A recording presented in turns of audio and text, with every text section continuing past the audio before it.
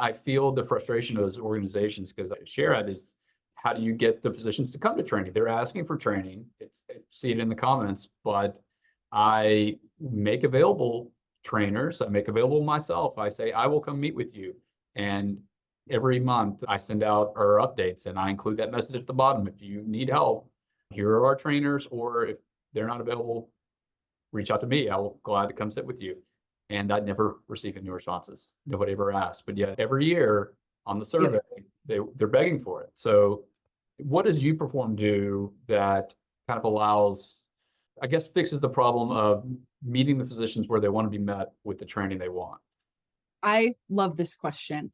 And I love that you brought this up because there's a lot of frustration on your shoulders as this leader. You're literally like, I'll help you. Like, I will personally come help you.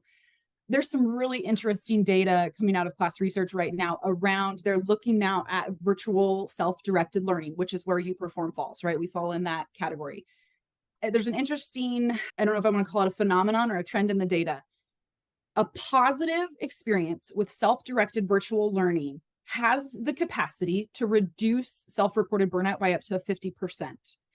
On the flip side of that, there's also data that shows that a negative experience with one-on-one training like you're talking about has almost as much impact for harm.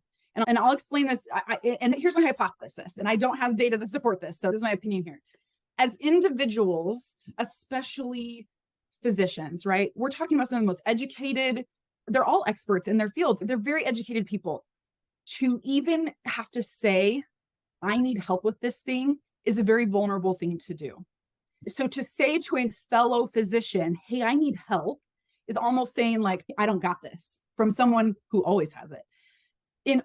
When you empower your clinicians to receive training directly in the flow of work so that while they're working, they're like, gosh, I don't remember how to do this. And they can very easily access a drop down or a pop-up menu right inside of the EHR without having to log in somewhere else. And that training is not only specific to that workflow, but it's specific to their login. Now they don't have to go in and sift through and be like, oh my gosh, I don't know which of these 300 tip sheets I need. It's just delivered right there. I also didn't have to tell anyone that I don't remember how to do this thing that someone already showed me how to do. It really is, there's so much like human psychology behind this.